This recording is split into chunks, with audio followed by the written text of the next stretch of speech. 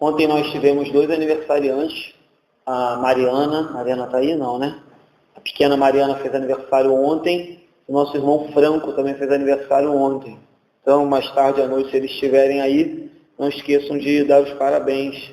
Nossa irmã também fez aniversário ontem, né? Sexta-feira?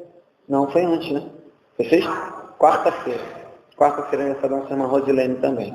Queridos, Lucas 6, a partir do 20, quero ler já o versículo 20, e logo em seguida os irmãos deixem a Bíblia aberta, que a gente vai caminhar até o 26 hoje pela manhã, e à noite a gente continua. Assim diz o título da minha Bíblia: As Bem-aventuranças.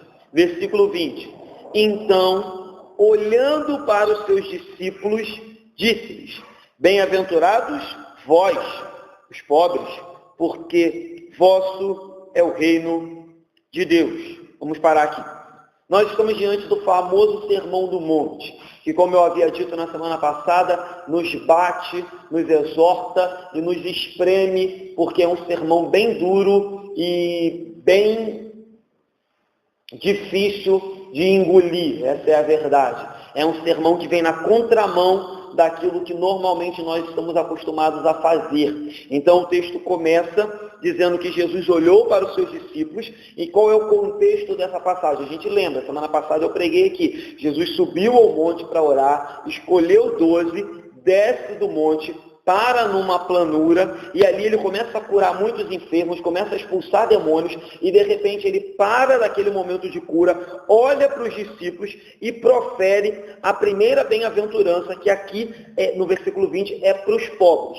Eu falei isso aqui na semana passada. O Sermão do Monte de Mateus, ele é muito mais extenso do que o de Lucas, mas isso também não é uma contradição, porque eu disse que os evangelistas, o apóstolo Mateus e o evangelista ou médico Lucas, quando escreve, eles escrevem com base nas suas percepções e com base na sua personalidade, com base na sua escrita, com base na sua cultura, enfim. Então você vai ver que eles não são idênticos. Por exemplo, Lucas não menciona 4 bem-aventuranças, pelo contrário, Lucas menciona só 4 bem-aventuranças, Mateus menciona 8. Quais são as bem-aventuranças que não estão aqui, mas depois você pode olhar em Mateus 5. Os mansos, os misericordiosos, os limpos de coração e os pacificadores. Só Mateus cita esses. O Lucas não vai citar. Então o que a gente entende que Lucas está fazendo aqui é um sumário da pregação de Jesus, é um resumão do que Jesus pregou. Como eu disse na semana retrasada aqui, eu acho, passada, provavelmente Jesus pregou mais de 1 hora. Jesus repetia provavelmente esse tipo de pregação que nós vamos ver aqui em muitos outros lugares, com palavras diferentes. Então não existe nenhum problema de você depois pegar lá em Mateus 5 e falar: olha, pastor, eu fui lá em Mateus 5 e o Sermão do Monte em Mateus 5 tem um pouco de diferença de Lucas. É verdade,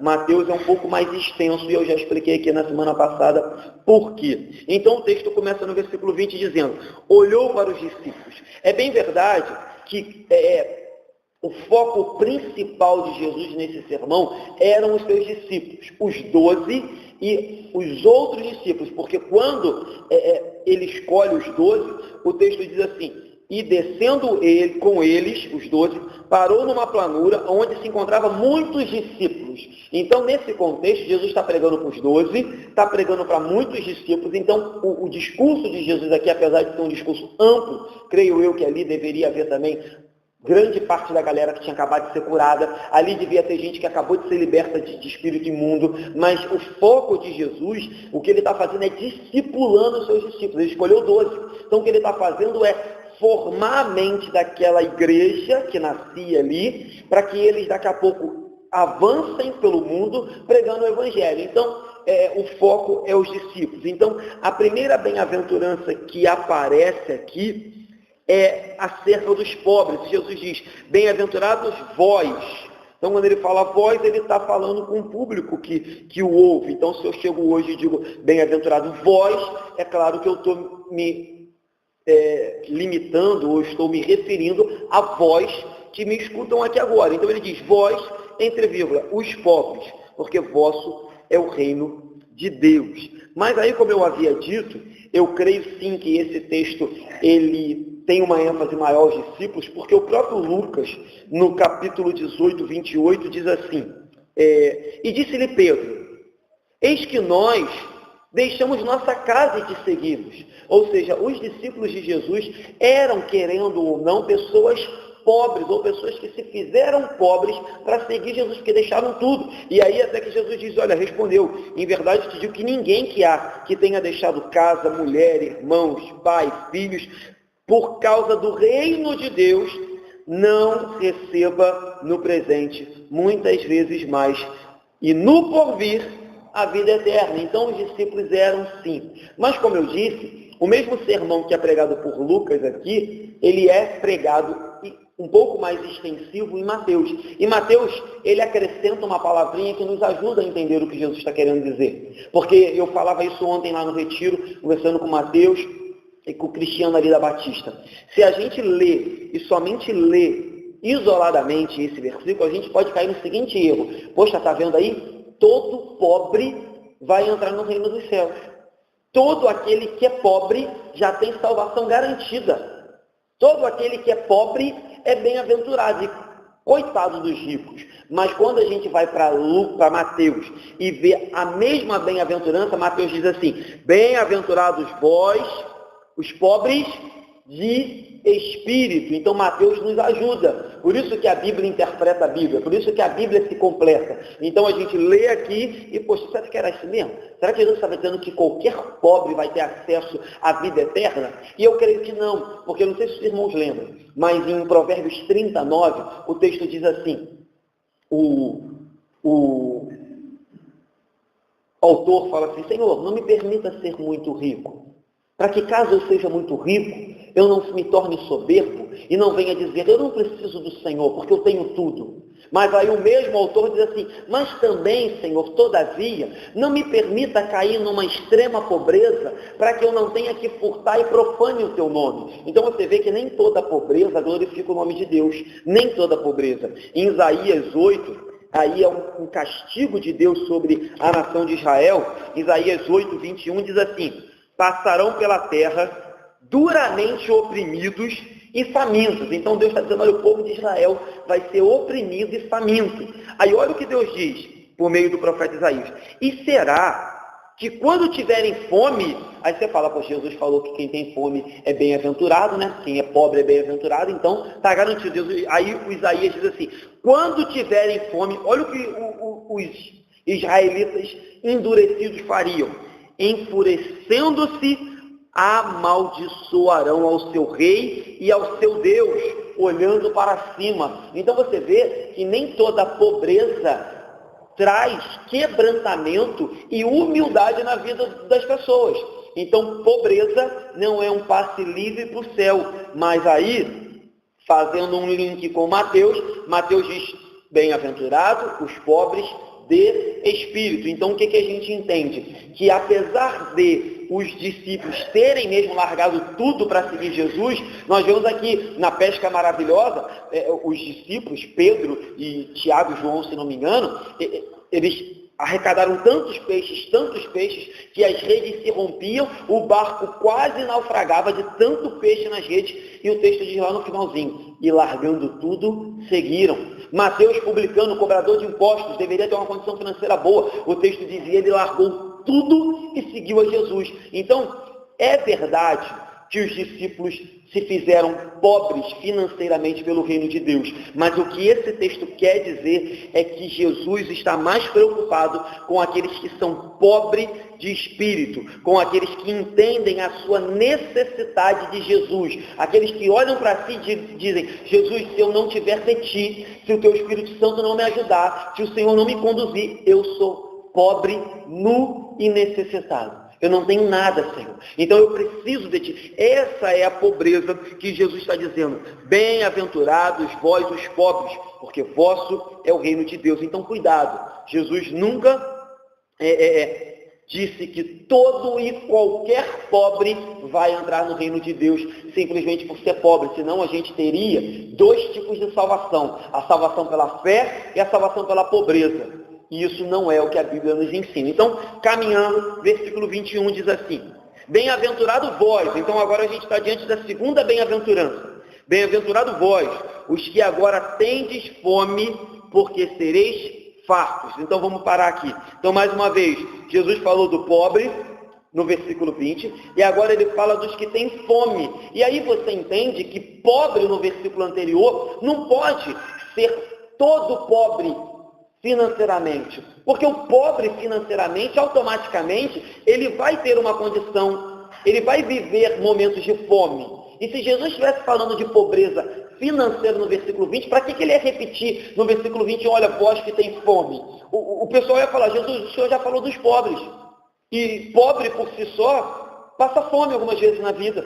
Então não precisa, o Senhor está sendo redundante. Mas Jesus diz, não, pobre no versículo 20, e no 21 ele diz, bem-aventurados que têm fome. Aí de novo, a gente vai lá para Mateus, vai no sermão de Mateus, e Mateus diz assim, vós que tem fome, Mateus completa, e sede de justiça. Então não é uma fome de pão apenas, como o próprio Jesus disse, olha, ô Satanás, nem só de pão viverá o homem, mas de toda a palavra que procede da boca de Deus. Então o que Jesus está dizendo aqui é, os que têm sede e fome da palavra de Deus, os que têm sede e fome do Senhor, esses são bem-aventurados. Então o que está implícito em Lucas, Mateus esclarece, torna explícito. Então não resta dúvidas. Vai para Mateus e Mateus diz, olha, não é uma fome qualquer. Jesus está dizendo que aqueles que têm fome e sede da justiça, de ver o reino de Deus progredir, de ver a palavra de Deus ser pregada, esses são bem-aventurados. Quer ver um exemplo de bem-aventurança?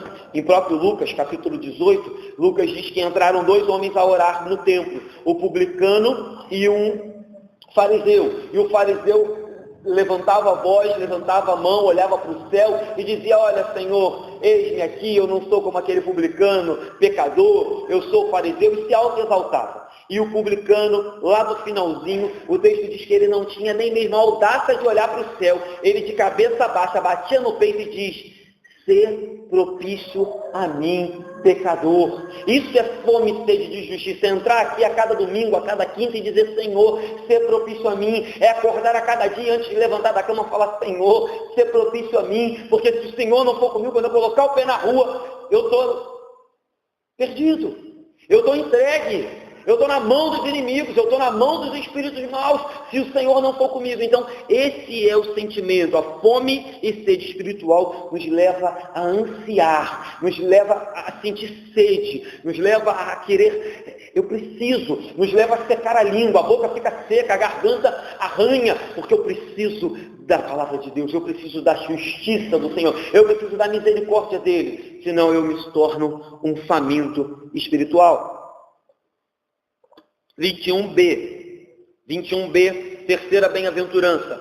Bem-aventurado vós, que agora chorais, porque haveis de rir. Então, mais uma vez, olhamos para o texto, e será mesmo que Jesus está dizendo que qualquer pessoa que chora, qualquer pessoa que derrama uma lágrima, é bem-aventurado? Tem uma bênção especial sobre a vida? Não, não é isso. Seguindo o nosso contexto, que a gente está olhando tudo de forma espiritual para esse texto, espiritualizando o texto e indo no cerne mesmo, no coração do texto, o que Jesus está dizendo é que bem-aventurados são aqueles que choram quando sentem sede e fome de justiça, choram quando olham para esse mundo e veem que o mundo vai de mal a pior, choram, como diz o salmista no Salmo 119, versículo 136, Senhor, os meus olhos lacrimejam, os meus olhos transbordam de lágrima quando eu olho para o povo que não atenta para a tua palavra, quando eu olho para o povo que te ofende todos os dias. Tem uma frase da internet que diz o seguinte, não se preocupe da palavra de Deus ofender aos pecadores. Eles ofendem Deus todos os dias com seus pecados e não estão nem aí. Isso deve nos doer, queridos. E de novo, e aí eu me coloco em primeiro lugar, às vezes a gente está tão anestesiado, às vezes a gente está tão acostumado com o pecado, e não estou falando nem nosso, estou falando com todo mundo. A gente está tão acostumado a ligar a televisão e ver gente matar por causa de um carro, a gente está tão acostumado a ligar a televisão e ver fulano matar por causa de um suposto amor, a gente está tão acostumado a ligar a televisão e ver marido agredindo mulher, a gente está tão acostumado a ligar a televisão e ver jovens com armas na mão cometendo crimes absurdos, a gente está tão acostumado a ligar a televisão e ver o conceito família ser destruído, o homossexualismo ser empurrado goela abaixo das nossas crianças e nosso mesmo, que chega uma hora que a gente não chora mais por isso, a gente não sente mais aperto por isso, a gente não sente mais, a gente não se incomoda mais, a gente não se conforma mais. Giovana está dormindo, Giovana?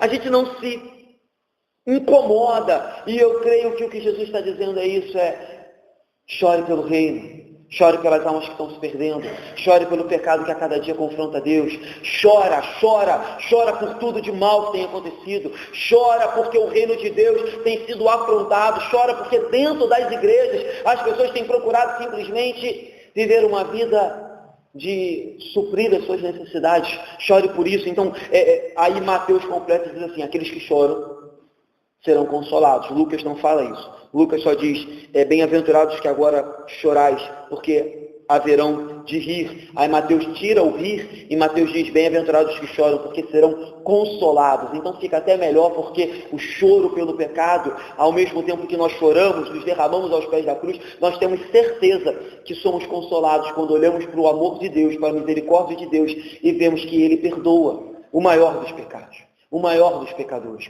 o mais miserável dos pecadores.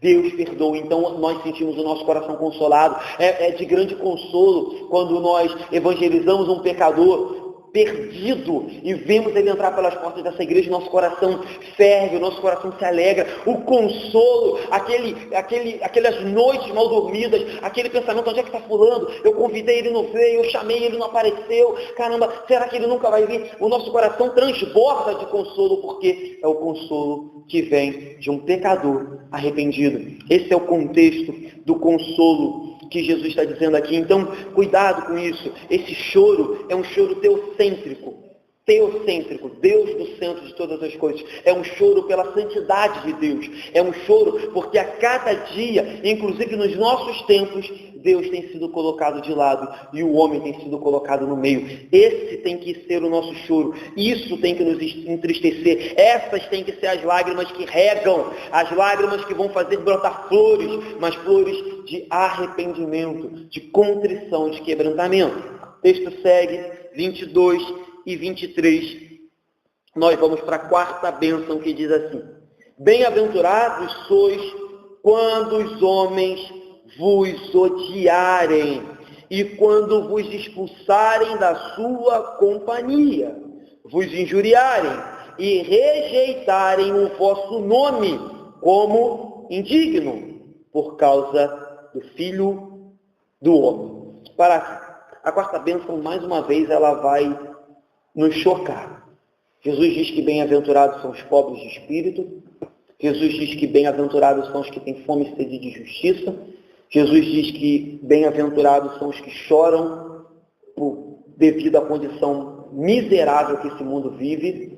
E agora Jesus diz, bem-aventurados são os que são odiados, expulsos da sinagoga, injuriados, rejeitados.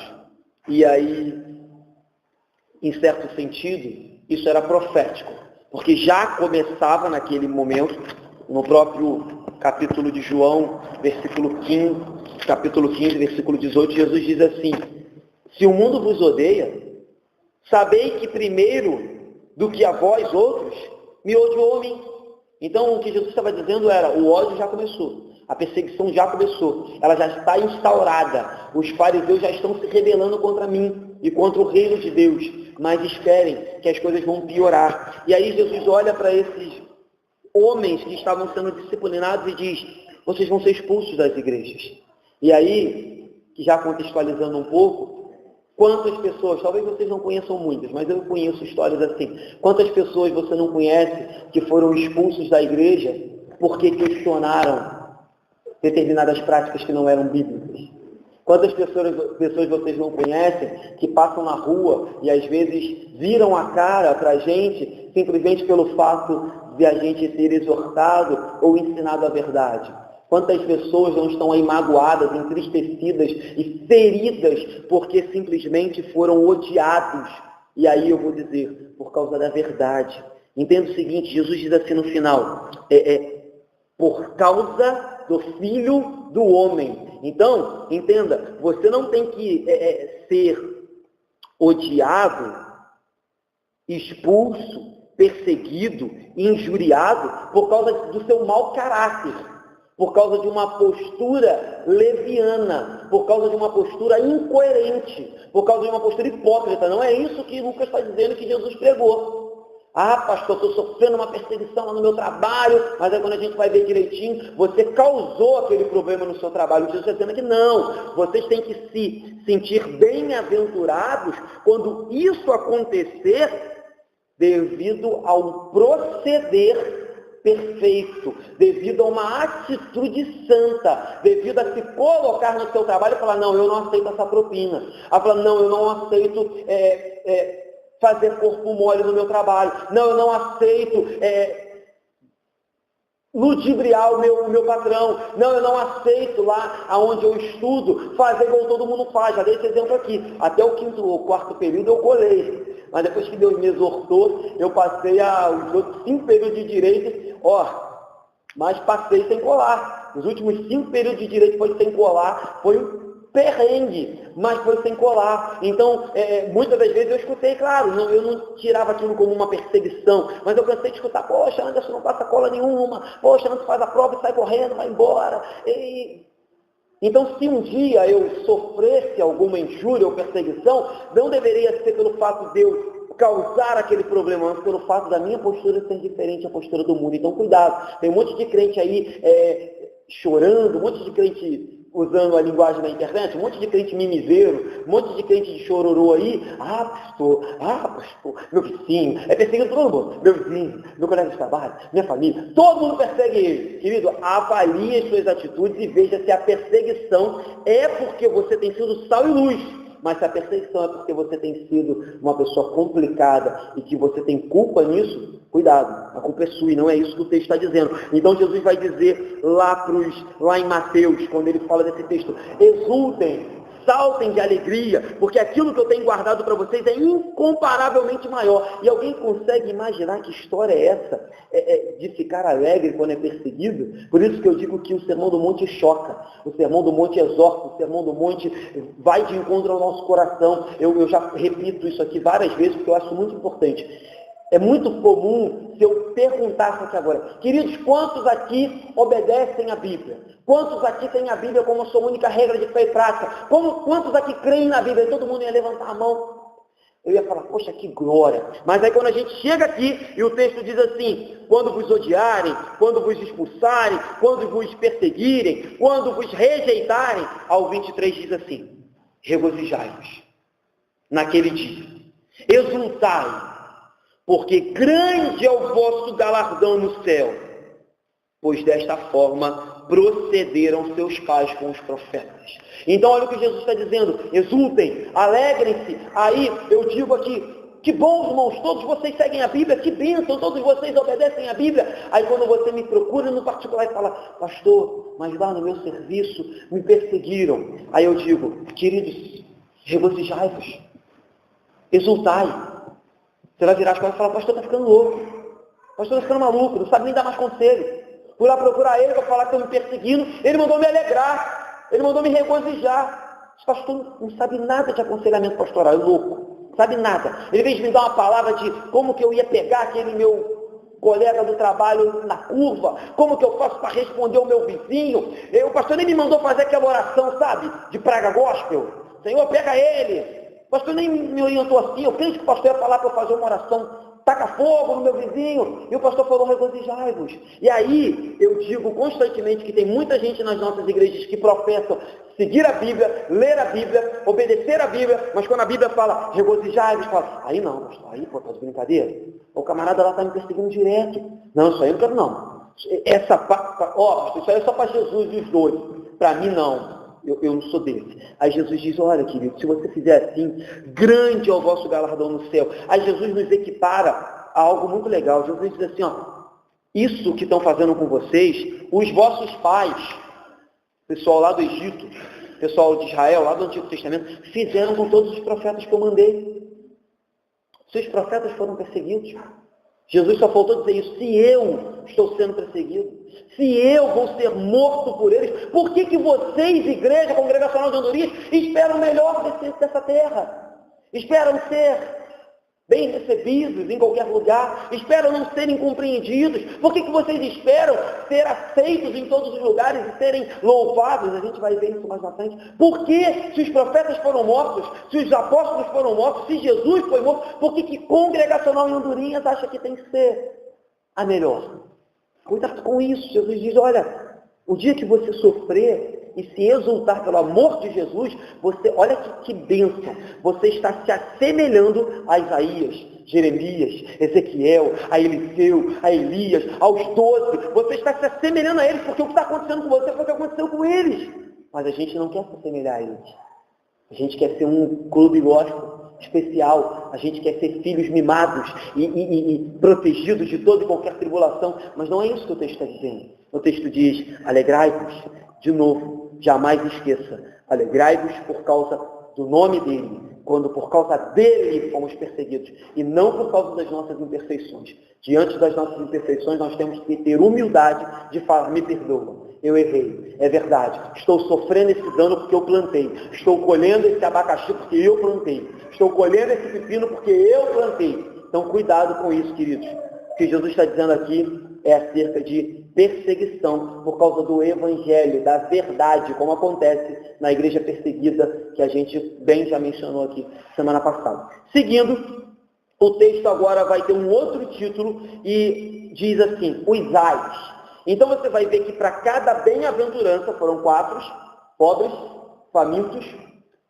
os que choram e os que são perseguidos. Para cada 4 dessa, Jesus vai relacionar 4 ais. Então Jesus vai dizer assim, para cada bem-aventurança que é dispensada sobre os crentes e fiéis, existem 4 maldições, em algumas Bíblias vai estar escrito maldições, ou ais, que automaticamente também está sendo dispensada sobre os ímpios. Então, assim como a declaração de Jesus é autoritativa para os abençoados, ela também é autoritativa, ela é uma advertência clara, é uma ameaça clara para aqueles que ainda não o servem. Então, não tem quando você está na sua casa e fala, ai, você vê um acidente e fala, ai, tipo assim, meu Deus, então é claro, então, e você vai perceber, isso é muito maravilhoso e também chocante, porque tudo que Jesus vai falar vai na contramão de como o mundo pensa. Até então, as 4 bem-aventuranças que Jesus cita, se você vai numa palestra motivacional, me convidam para fazer uma palestra motivacional na empresa. Aí eu chego lá e falo assim, bem-aventurados que têm fome, bem-aventurados que choram, bem-aventurados os pobres, bem-aventurados que são perseguidos aqui nessa empresa. A galera vai falar, que é isso? Esse pastor é louco. Chamamos ele para fazer uma palestra de motivação e ele só está falando loucura, só está falando aquilo que desmotiva. Então você está entendendo como que o discurso de Jesus é totalmente contrário ao mundo? Então, aí agora a gente vai para outra parte e você vai ver como Jesus continua contradizendo o mundo. 24. Mas ai de vós os ricos, porque tendes a vossa consolação. Então, nós falávamos que os pobres, no versículo 20, são os pobres de espírito. E aqueles que se fizeram pobres por causa do reino. E automaticamente, quando a gente interpreta assim, e vem para cá, para o versículo 20, a gente tem que entender, como eu disse, Bíblia interpreta a Bíblia, que em Marcos 10, versículo 24, Jesus diz assim, os discípulos estranharam as palavras. Mas Jesus insistiu, então eles estranharam, não entenderam muito bem o significado. Aí Jesus diz assim, filhos, quão difícil é para os que confiam nas riquezas entrar no reino de Deus. Então o que Jesus está dizendo aqui? Primeiro, vamos falar de riqueza mesmo, bens materiais.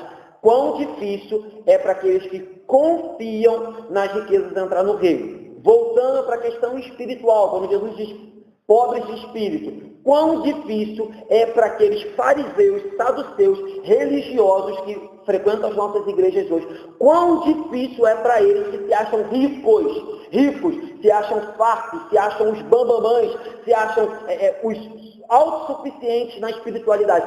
Quão difícil é para esses herdar o reino dos céus. Aí Jesus diz assim, sabe por quê? Porque eles, no versículo 24, já receberam a consolação deles. Eles acham que o mundo gira em torno da riqueza, eles acham que o mundo gira em torno da soberba, eles acham que o mundo gira em torno daquilo que eles têm, seja mansão, bom salário, seja cargo na igreja, seja título na igreja, eles acham que é isso que os faz ricos. Jesus diz, ai deles, porque já receberam a consolação. Seja bem material, ou seja um título na igreja, seja um bom salário, ou seja anos de igreja se achando superior a alguém. Ai deles, porque Jesus diz, eles já receberam consolação. E essa vai ser a única consolação que eles vão receber. A única, porque quando chegar naquele grande dia, eles vão entender que aonde eles colocaram o coração deles vai ser corrompido, porque a traça corrói e tudo se perde. Em Lucas 16, 25, Jesus diz assim, disse, porém, Abraão, filho, lembra-te de que recebestes os teus bens em tua vida, e Lázaro igualmente os males. Agora, porém, aqui, Lázaro está sendo consolado, tu em tormentos. Essa é aquela famosa parábola que alguns teólogos acreditam que não é parábola, é um fato verídico, porque as parábolas não tinham nomes pessoais, e aqui Jesus dá nome pessoal, e é a parábola do rico e do Lázaro, aonde Abraão dele fala para o rico assim, olha, ô meu filho, ainda chama de filho, você recebeu tudo que tinha para receber na terra, a sua consolação foi recebida na terra, você foi rico, farto, em nenhum momento você pensou em Deus, e você recebeu todo o seu consolo lá. Lázaro recebeu males na vida, foi pobre, foi sofredor, e agora aqui, na vida eterna, ele está no seio de Abraão, recebendo as bem-aventuranças, e você no inferno. E aí o texto diz, existe um abismo, e você não pode passar para cá, Lázaro não pode passar para lá. Essa é a diferença. O seu galardão, se é que eu posso chamar de galardão, vou dizer assim, a sua recompensa você já recebeu em vida, já recebeu a recompensa dos homens. O seu grande salário, a sua riqueza, o seu melhor carro, a sua mansão, você já recebeu em vida. Mas Lázaro agora recebeu a mansão celestial. Lázaro agora recebeu aquilo que é incorruptível, aquilo que é infinitamente melhor. É isso que o texto nos chama a reconhecer. Então Jesus jamais condenou que um crente possa adquirir riqueza. O que Jesus condenou, já falamos isso aqui numa quinta-feira, é aqueles que amam as riquezas. É aqueles que colocam a sua esperança nas riquezas. É aqueles que acham que pelo seu poder aquisitivo conquistarão o céu, poderão comprar um lugar no céu. Esse é o problema. Jesus não condena que um crente seja bem sucedido. Jesus nunca, você não vai encontrar nenhuma passagem de Jesus condenando o crente de prosperar. Mas o que Jesus espera de um crente próspero e de um crente que adquire riquezas é que na proporção que ele prospera, ele seja abençoador. Na proporção que ele aumenta a sua riqueza, ele seja misericordioso. Na proporção que ele ganha mais, ele seja generoso para com a obra de Deus e para com aqueles que precisam. Então, cuidado também com esse ai, para que você não saia por aí jogando qualquer rico no inferno, porque Deus também tem pessoas ricas que o servem. No próprio livro de Atos, os apóstolos foram ajudados muitas das vezes por mulheres com situação financeira boa. Dizem que o próprio Jesus tinha o seu ministério sustentado muitas das vezes por mulheres com uma condição boa. Então, não generalize esse texto, não vá para um extremo sem olhar todo o contexto da Bíblia. 25. Ai de vós que agora estáis fartos. Vamos parar aqui. Então, a primeira bem-aventurança foi para os pobres. O primeiro ai foi para os ricos. A segunda bem-aventurança foi para os que têm fome. E agora Jesus diz, ai de vós que estáis fartos. Então, semelhante ao ai anterior, é claro que o que Jesus está dizendo aqui é que aqueles que entendem que a vida se resume ao aqui e agora e que só se fartam, se enchem das coisas deste mundo, os que só têm fome e sede de coisas terrenas, quando chegar naquele grande dia, sentirão uma fome e uma sede insaciável. Lázaro diz assim, o rico na parábola do Lázaro diz assim, Senhor, pai Abraão, pede para Lázaro molhar o dedo e trazer para mim, só para eu molhar a minha língua, porque aqui onde eu estou morrendo de sede. Aí Abraão diz, não pode, não tem como. A sua sede é uma sede que água nenhuma pode sarar. A sua fome é uma fome que comida nenhuma pode saciar. Porque a fome e sede deveriam ser de justiça. E você não teve. E agora você vai sofrer eternamente. Isso é terrível, gente. Isso é pesado. Por isso que eu digo que às vezes o pessoal olha para o Evangelho como um oba-oba. Olha para ele, e eu não consigo ver oba-oba nisso aqui. Eu consigo ver um padrão extremamente dificílimo, duro, que nos chama todos os dias a repensar o nosso estilo de vida e falar: Senhor, isso é elevado demais para mim. Isso é santo demais para mim. Se o teu Espírito não me ajudar, eu nunca vou conseguir viver isso aqui. Nunca. Porque eu estou inserido numa sociedade que odeia isso. Odeia que isso é contradição. Eu cresci ouvindo, inclusive nas minhas famílias, de pais crentes, que eu tenho que ser bom, que eu tenho que conquistar, que eu tenho que ter um bom trabalho, um bom apartamento, um bom carro. Eu cresci me alimentando de que eu tenho que buscar saciar a minha fome material. E muitas igrejas fazem isso todo domingo. Suprem os seus membros de riqueza material ou de esperança, que muitas das vezes eles nem conquistam. É só uma falsa esperança para vender promessas e ganhar dinheiro. Mas a fome e sede espiritual, as pessoas passam, entram e saem dos templos sem ter a sua fome e sede saciados. E quando chegam naquele grande dia, eles estão perdidos. Jesus diz: ai de vós que passaram a vida toda só adquirindo prazeres terrenos. Aí 25b diz assim, 25 ainda, porque vireis a ter fome. Então a fome aqui é a fome na vida eterna. Aí a parte B do 25. Ai de vós os que agora rides, porque haveis de lamentar e chorar. Então, de novo, fazendo um paralelo, se lá na bem-aventurança, os bem-aventurados eram os que choravam pelos seus pecados e por esse mundo perdido, agora o ai cai sobre aqueles que vivem a vida como se ela fosse um parque de diversões, sem nunca colocar a mão na consciência e falar: caramba, o que eu tenho feito da minha vida? Como eu tenho lidado com Deus? Como eu tenho respondido a todas as bênçãos que Ele tem me dado? Aqueles que passam essa vida achando que isso aqui é um parque de diversões se assustarão naquele grande dia, porque Jesus diz: vocês hão de lamentar e de chorar.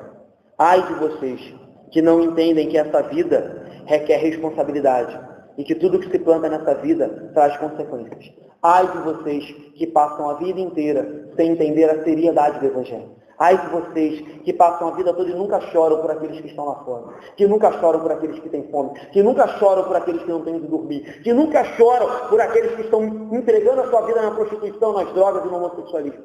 Ai de vocês, porque a vida não é um parque de diversões apenas. É bem verdade que a gente sabe que Jesus nos dá uma alegria incondicional, que Jesus nos dá alegria que ninguém pode nos dar, mas ai de nós, se acharmos que a vida se resume a um parque de diversões. Que Jesus é animador de auditório, que o pastor é um palhaço para fazer vocês apenas rir. Nunca foi. E que Deus me livre disso. 26, a gente vai para o último versículo. Ai de vós, quando todos vos louvarem, porque assim procederam seus pais com os falsos profetas. Gente, isso é muito lindo. Ele diz assim no final das bem-aventuranças. Bem-aventurado quando os perseguirem, injuriarem, caluniarem e vos expulsarem. Porque assim fizeram com os profetas. Verdadeiros. Isaías, Jeremias, com os verdadeiros. Eles fizeram isso. Aí Jesus vem agora e diz assim: mas ai de vós. Ai de vós quando todos vos louvarem. Ai de vós quando você for extremamente popular. Ai de vós quando você for o cara. Ai de vós, quando você for unânime. Porque isso fizeram os seus pais com os falsos profetas. Então, queridos, é duro o que eu vou falar. Mas eu tenho muita preocupação com o pastor que é unânime. Eu tenho os 2 pés atrás com o pastor que faz muito sucesso. Eu tenho os 2 pés atrás com o pastor que nunca desagrada ninguém com aquilo que ele está pregando no culto. Eu tenho os 2 pés atrás com aquele camarada que quer agradar todo mundo, gregos e troianos. Aquele camarada que fica em cima do muro. E não posso pregar sobre adultério porque o irmão da igreja que está vivendo adultério. Não posso pregar sobre fornicação porque os jovens lá da igreja não se seguram. Não posso pregar sobre suborno, porque tem um irmão lá da igreja que tem uma firma, tem uma empresa, e ele suborna os impostos. Eu não posso, porque eu tenho que ficar bem com todo mundo. Eu tenho que ser aplaudido por todo mundo. A igreja, todo mundo tem que me amar. Eu não posso ofender ninguém. Eu tenho um extremo pé atrás com os camaradas que estão aqui. Não estou dizendo que todos façam isso. Mas quando eu vejo um pastor que está muito em destaque e que ele não sofre nenhum tipo de incompreensão porque está pregando a verdade, ele não se assemelha a Jesus e aos apóstolos. Porque isso é algo inerente à verdade. A verdade dói, a verdade choca, a verdade humilha, a verdade tira você daquele mundinho que você estava, daquele quarto escuro. E a gente ouviu muito isso no retiro lá agora. Você estava naquele quarto escuro, achando que ninguém estava te vendo, cometendo os seus piores pecados, os mais prazerosos pecados naquele escurinho, um quarto totalmente fechado, sem janela, você, aqui ninguém está me vendo, né? E debaixo do edredom, aqui ninguém me vê. E quando a verdade vem, a verdade acende uma luz, mas uma luz, como se fosse o sol de meio-dia no meio do quarto. E você sente vergonha, porque quando aquela luz brilha, você vê Jesus e os seus pecados estão ali naquele quartinho. Você está ali todo lambuzado de pecado. Você está ali rolando na lama igual um porco. Aí você fala, eu estou humilhado, eu estou chocado. Sabe qual é a nossa primeira reação? Correr para desligar a luz. Porque ninguém gosta de ver os seus pecados expostos. Ninguém gosta de ser confrontado. Ninguém gosta de ser exortado. Mas quando a luz de Jesus ilumina o teu quartinho, querido, ninguém apaga. Ele é a luz do mundo. E a Bíblia diz que a luz do mundo ilumina tudo. Tudo. Então, qual é o problema? O problema é esse, que quando um pastor ou quando um pregador, ele é louvado por todos, algo está errado. Porque ele não está acendendo a luzinha. Se ele só prega oba-oba, se ele só prega vitória, se ele só prega bênção, ele não está acendendo a luz. E sejamos sinceros, eu, você, todos que aqui estão, precisamos que Jesus acenda a luz todos os dias. Porque se ele deixar um dia sequer de acender a luz, o nosso quartinho escuro vai virar um lamaçal de novo de pecado. Vai virar. A gente vai se lambuzar de novo. A gente vai cair, vai se prostrar. Mas graças a Deus. Porque aqui nessa igreja, Deus tem acendido a luz para mim e para vocês. Para que eu e você, eu em primeiro lugar, não volte para o meu quarto escuro e ache que ninguém está me vendo. Isso é outro negócio muito legal. Ontem a gente falava sobre isso também lá no retiro. Quando a gente está no quarto escuro, a gente acha que ninguém está vendo. Mas quando a luz acende, a gente vê que Jesus está o tempo todo do lado e a gente está fazendo aquelas coisas ridículas do lado de Jesus. Quando a luz acende, a gente percebe que o Espírito habita dentro de nós, que a gente está esquecendo ele. Quando a luz acende, a gente entende que o Espírito habita dentro de nós, que a Bíblia diz, não apagueis o Espírito, que a gente está fazendo é apagar ele. Mas graças a Deus, porque a luz tem acendido na minha e na sua vida. Então entenda, se nem o próprio Jesus, os apóstolos, os profetas de verdade, foram louvados por todos, por que eu e você esperamos ser? Você se acha melhor que Jesus? Com certeza não. Eu também não. Então eu não quero nada diferente de Jesus. O meu mestre foi incompreendido, eu quero ser incompreendido como ele. O meu mestre sofreu, eu quero sofrer como ele. O meu mestre falou a verdade, doa quem doer, e eu quero falar a verdade. O meu mestre foi humilde, foi quebrantado, foi sincero. O meu mestre amou e eu quero ser igual a ele. Eu quero ser igual a ele. Eu não quero ser igual aos fariseus. Eu não quero ser louvado nas praças. Como Jesus diz, olha, fariseus, vocês estão bem, vocês estão louvados nas praças. Vocês são louvados. Não, não é isso que eu espero. Não é isso que eu quero para vocês e não é isso que eu quero para mim. Então, cuidado. O Evangelho sempre vai ofender o ímpio. E se o que você tem pregado, se a sua vida, se a sua postura não tem incomodado o ímpio, você tem se tornado alguém que não salva. Um sal que não salva. Uma luz que não ilumina. É isso que você tem sido. Você tem sido uma luminária embaixo da cama. Um sal no saleiro. Você tem sido um vaso que não serve para transbordar da unção do Espírito Santo. Que nós possamos meditar acerca disso. Para concluir, eu queria fazer algumas conclusões rápidas. Primeiro, pergunte a si mesmo. Estamos entre os bem-aventurados? Aqueles que são pobres de espírito, que reconhecem a sua miserabilidade? Estamos entre os que têm fome e sede de justiça?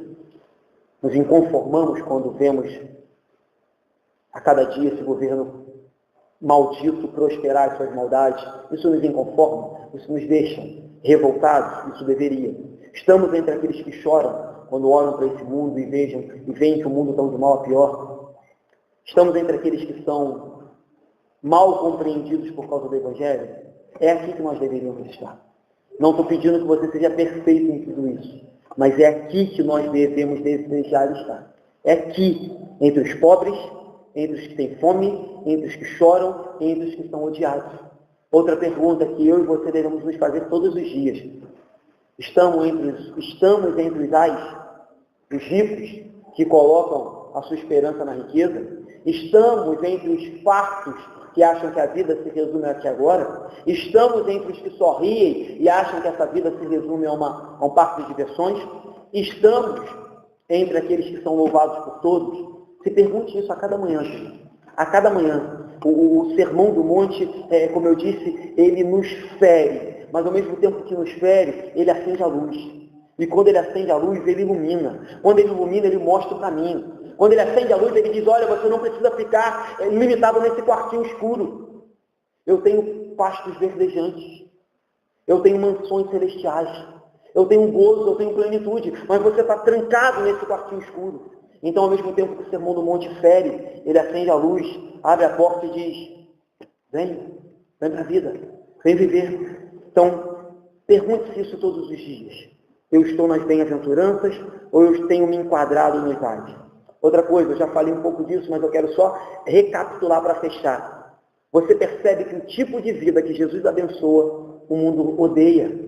O mundo detesta. Eu falei, se me convidassem para fazer uma palestra motivacional na empresa e eu falasse para os funcionários, olha, vocês têm que ser bem-aventurados porque são pobres, bem-aventurados porque têm fome, bem-aventurados porque choram, bem-aventurados porque são perseguidos, o pessoal vai falar, não, a gente não gosta disso, a gente não quer isso, nós queremos prosperar nessa empresa, o Senhor está fazendo uma palestra totalmente contrária. Aí quando você vai para os ais, e você vê que o tipo de vida que o mundo adora, Jesus odeia. É o contrário. O tipo de vida que o mundo odeia, Jesus aprova. O tipo de vida que o mundo aprova, Jesus odeia. Aí Jesus diz, ai de vós ricos, ai de vós os que são fartos, ai de vós os que sorriem, que acham que essa vida é um parque de diversões, ai de vós os que são louvados por todos. Então você vê que a mensagem de Jesus, ela sempre vai entrar em choque com a mensagem do mundo. Nunca espere que a mensagem de Jesus seja só popular. Nunca espere que as pessoas te abracem na primeira pregação que você fizer. Porque o que você vai pregar, elas odeiam. Falar para as pessoas, olha, vocês não têm que colocar a sua esperança na riqueza.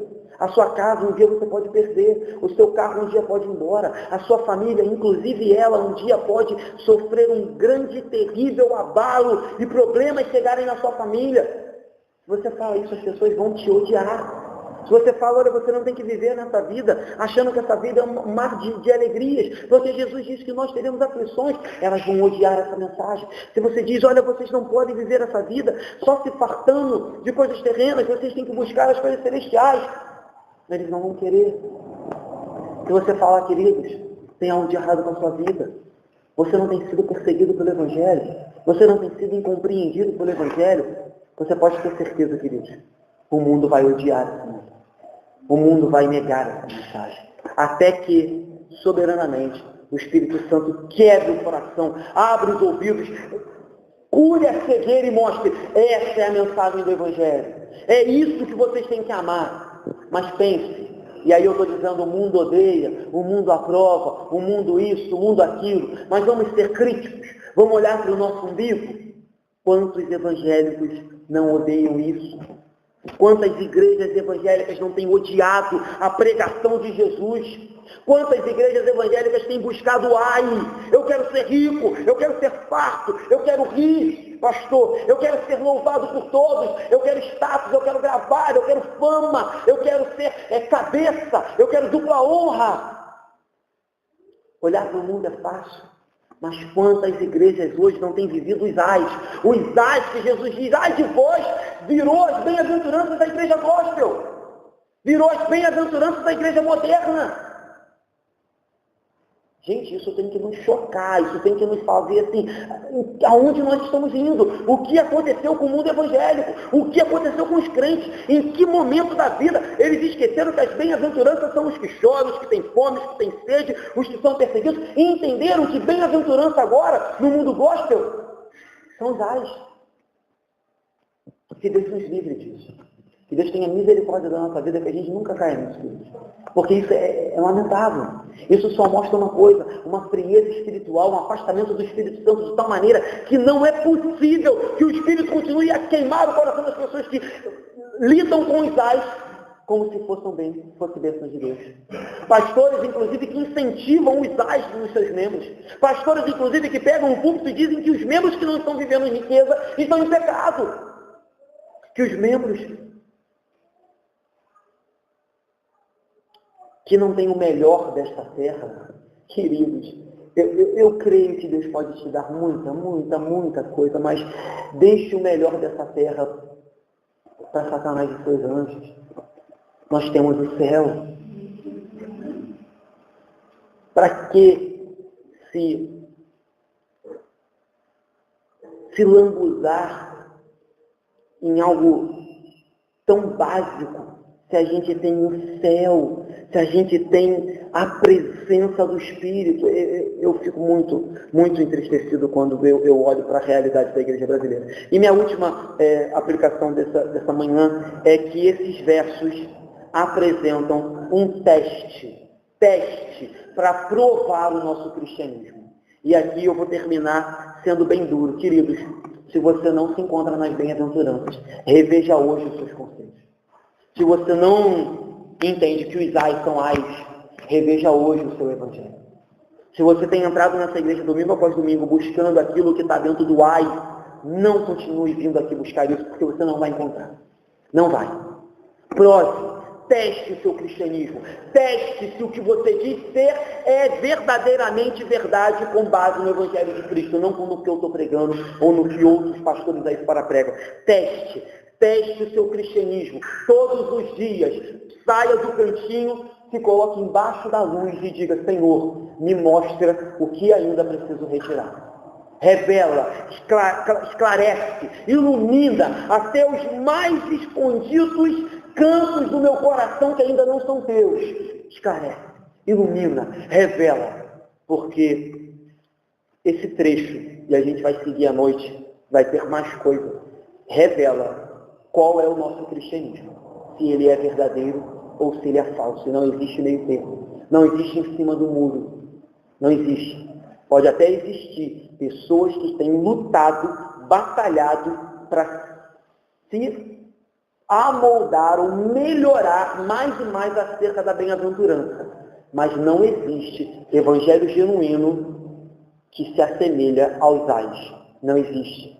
Se você hoje fizer um teste na sua vida e entender que o seu evangelho é o evangelho do ai, corra disso. Se arrependa hoje. Esse é um evangelho anátema. É aquilo que Paulo diz: ainda que um anjo venha do céu e pregue o teu evangelho, ele é maldito. O evangelho consiste nas bem-aventuranças que Jesus nos ensinou mais uma vez nessa manhã. Amém? Vou orar, a gente vai ter uma